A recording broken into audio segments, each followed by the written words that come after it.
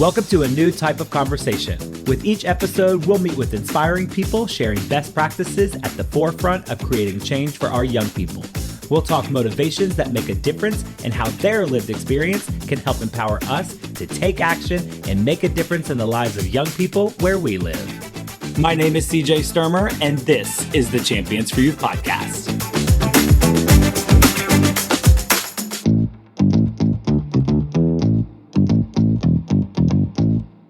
What does it mean to be seen? And to know your presence challenges a system that never expected you to lead. In this episode, we're joined by Justina Miles, a deaf performer, artist, and activist who went viral for her powerful ASL performance during Rihanna's Super Bowl halftime show. But her story is bigger than a moment. It's about representation, identity, and breaking expectations in spaces where deaf talent has been overlooked and underestimated for too long. We talk about what it means to be unapologetically visible, the importance of role models in the deaf community, and how Justina uses music, dance, and language to create connection far beyond words. Even though this is an audio-only podcast, you'll hear the energy in every beat of this conversation. And like all of our episodes, a full transcript is available to ensure every voice and every story is accessible. This episode is a reminder that real representation doesn't just inspire, it changes what's possible for everyone watching. When you were younger, how did it feel to see a lack of representation in the deaf community? The lack of representation in the deaf community, it felt like, to my younger self, it felt like the standard was so low. It was just set low. Anybody that I saw doing the amazing things on TV, I didn't picture myself in their shoes. It was just like, well, there's different expectations for me. So, and I've always seen like my peers, my family, other people's deaf family, they would set that standard for themselves and be like, well, yeah, I'll just live off government assistance and I'll just, because we are made for jobs, but society, it would not allow us to max out at those jobs.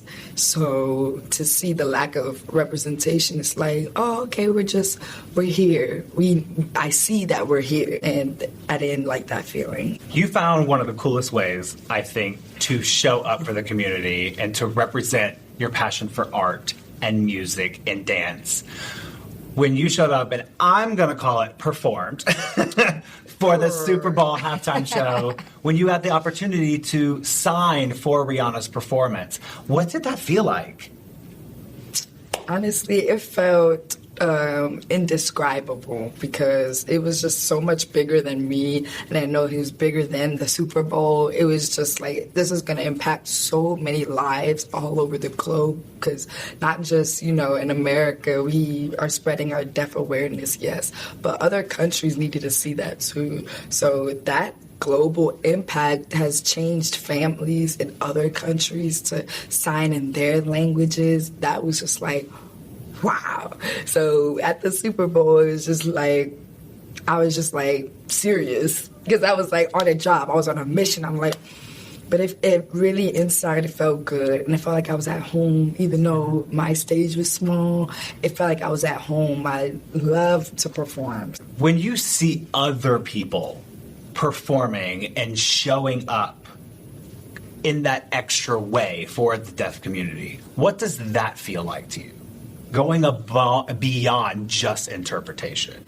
When I see other people performing and signing as well, it's inspiring, honestly, because I'm still like a baby in this game. Like, there's OGs out there that they go on stage and they sign. We have deaf organizations that host ASL like poetry for them to showcase their talent. And honestly, like, there are people I can't match. They're untouchable, unmatched, and they're hidden gems. Like, we in the deaf community, we know. So it's to still see them going on today is everything, because it's like, okay, we're on the right track. And like, you're the reason I'm here.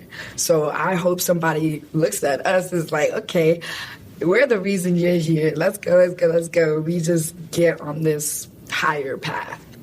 What was it for you that inspired you to take this grand stage, for you to take that passion for music and then actually start implementing this representation for yourself?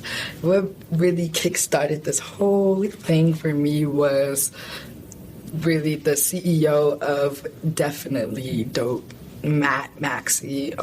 This was the first deaf Black person that I saw signing music. So seeing him sign with his swag, the culture, everything, his translation, I was amazed. And the video was not like basic. He was in the garage and he had cameras like moving, and I was just amazed. I was like shocked because I grew up, I've seen my mom signing songs.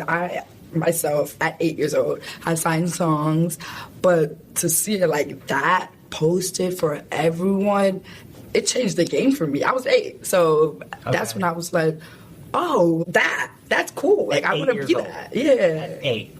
Yes, at 8. Wow. 8. Yep. And to see where he's at now, like, we still work together, he's still up and running, and it's more than enough. Because I've always been an academic person. I love school. I love knowledge. So I've always thought about, I'm going to go that route. I might want to be a lawyer or a nurse or whatever it is. Just I know I'm going to go that route. But he made it possible for me to be here, because after that I started posting. Yeah, I started posting unapologetically. Like, people from both sides of the world are like, what are you doing? Yeah. Like, I love music. Yeah. I'm going to show you how I love music. So from there, boom, boom, boom, boom. Yeah. I'm doing what I love. I love that. I think it's important. Music is something that binds us, like language. Mm-hmm. Language is for everyone. Yes. Music is for everyone. Yes. So I love that you're taking that avenue of understanding representation in music is a thing. Yes. I think that's important.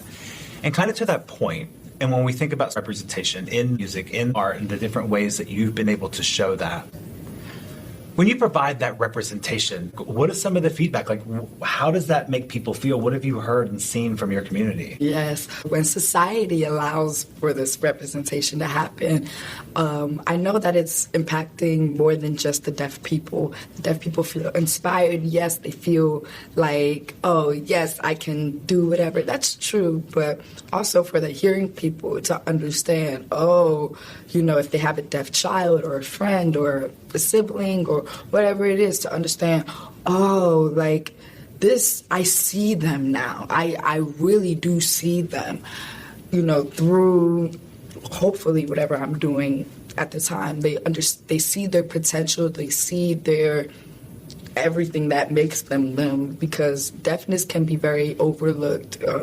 People are like socializing, it's like whole afterthought, like, oh, just follow along. But when you really bring them in and they're like, okay, I have this idea, I have that idea, I can do this, I can do that, it's like, oh, okay, well, now you're like truly a part of it. Like you just mentioned music and language, but also food too. Yes. Yeah, food. Yes. Foodie. Yes, I'm about to eat. I love to eat. Music, language, and food, they all bring everybody together. People enjoy these things, and it doesn't matter who you are or what you can do. So when people think music, they're like, oh my God, deaf people are immediately cut out from that. Yeah. It's like, no, we can enjoy music.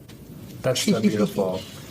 We talk a lot here about the importance of empowering people within public health. And there's a lot of folks that they don't have a lot of resources. We don't have a lot of access to things. Maybe money, it may be other things. How can we empower our local community to really show up in different ways? How can we empower people to do more, sometimes with very little? To empower these communities to take those steps to ensure they are showing up for the deaf community is really by starting small. Anywhere you go, like if I had a deaf person with me, deaf people don't walk around with interpreters automatically 24/7. They'll use interpreters when they need to.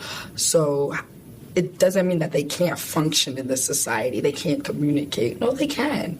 So if you just be mindful of the spaces that exist, you can go to like your local deaf school, deaf institute. There's one in almost every state, and people don't realize that. People don't realize that we have deaf institutes. So that's really what you can do. You show up in your local deaf communities. They have deaf events. You just have to look for it. But really a good start would be a deaf institute.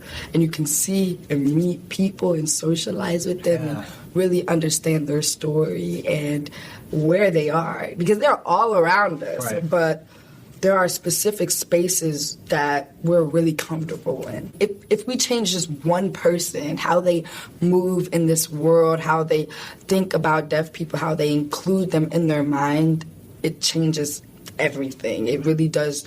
One mindset changes another's life. Just meet them where they are. Take the time to stop, pay attention, learn, have a conversation. And recognize. Recognize. Empathy, feel. Because we can feel the same exact way. We just need that connection. Thank you so much for being such a huge advocate for the community. And thank you for showing us that we can think differently and for expressing representation through art and music. It's such a unique avenue, I think, that all binds us. It's so inspiring to know that every time someone sees themselves truly represented, it can change their entire world. And it's like Justina said, it can start in the smallest and simplest of ways. We just have to think differently about the things we're already doing. Thank you to the Virginia Foundation for Healthy Youth and Prevention Connections for giving us this platform to inspire and empower others to think differently. And now it's your turn. You can empower others by sharing this and other episodes with people you know. The only way we can make real change is if we're doing it together. Now go out there and go do good. Thanks, everybody, and we'll see you next time.